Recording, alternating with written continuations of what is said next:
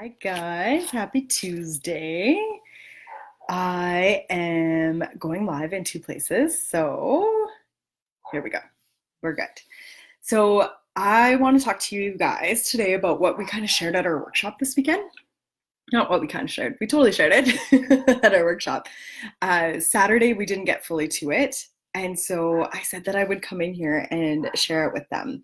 And it's all about letting go of the past and just forgiving yourself and forgiving others in your life. And so we all have something we need to forgive, whether that's a past circumstance that happened or somebody that was in our life that disappointed us or hurt us, or ourselves.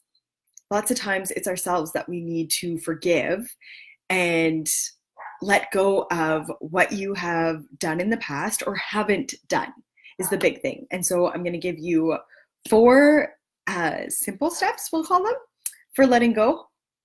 But I really encourage you to do this. You need like a half an hour to an hour, maybe longer, depends how hard of a situation you're trying to let go of, but you really need to get into all the feelings of it, of course, which is I think my tag phrase. You have to get into the feelings. So 1, you need to decide to let it go. You have to decide that you are no longer going to let this circumstance, this person, your former version of yourself, something that happened, that you're not going to carry it forward any longer, that you're tired of it, that you're sick of it, that you're ready to move on. And I can't keep touching my hair because it's short. So it grabs me every time. So decide and let it go. Okay. Number 2, this is the part you're going to need to spend some time in. Getting into those feelings, express all the pain, all the anger, all the hurt, all the resentment, all of the things that came along with it. Just let yourself ugly scribble that out. Take a page out of your journal. Don't keep it in your journal. Get some loose leaf, get a notepad, whatever that looks like, and let it all out. Cry. Get some Kleenex. Feel all of the feelings that were attached to it, and it doesn't have to make sense. You just need to get it all out somewhere. And then you're going to tear it up. So I guess that's 2.5. You're going to tear that piece of paper up into little tiny pieces and you're going to get rid of it. Or you're going to throw it into the bonfire.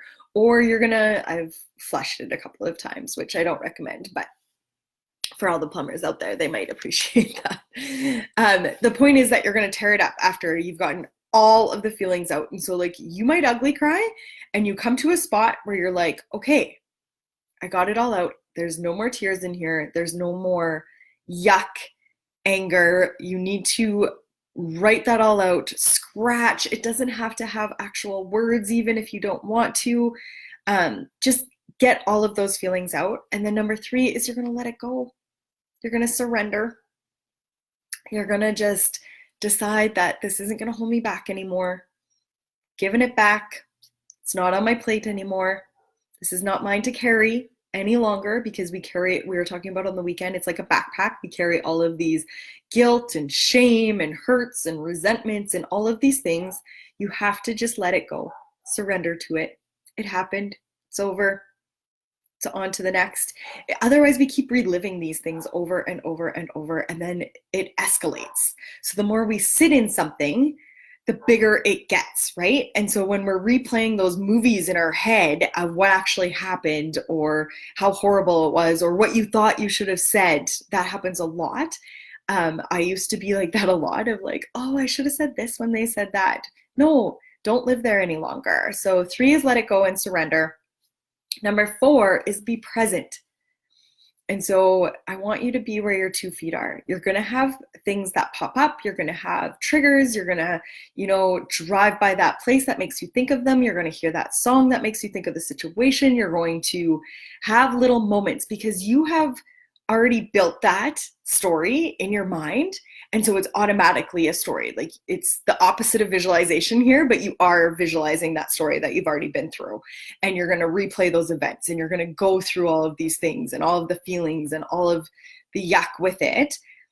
But once you've done those first 3 steps, it's going to get easier to let go of every single time. So when that trigger happens, or that circumstance, though you see that person, whatever that looks like, you're going to come back to, no, I let you go. I don't want to live in this any longer. This is an old story. I'm going to take that Hawk's perspective that I talk about a lot of just seeing the bigger picture. I'm going to come at it with a fresh eyes, fresh perspective. I'm going to look at it differently. And so I know this will be a big release for you. I know it's not like super simple, but it will literally change so much for you if you go through the steps that I just mentioned of actually writing it out, getting it all out there, ripping it up, which will feel so good that you're ripping up that past, that you're decided like enough is enough. I'm tired of living this way. And so I hope that helps you. Please let me know if it does. I heard so many times over the last week that I follow you and I do this, and I'm like, I have no idea who follows me and who does what. So leave me a heart. Drop me a line, even if it's a private message, if you're not comfortable leaving it publicly. I know some of us have an issue with that. I would love, love, love to hear from you. Okay, go have an amazing day. Do something that's super high energy after that makes you feel really good so that you're not sitting in that for a long time. But make sure you feel all of the feelings first, okay? Hey, April. Hey, Tiffany. Hey, Colleen. Have a good day, guys.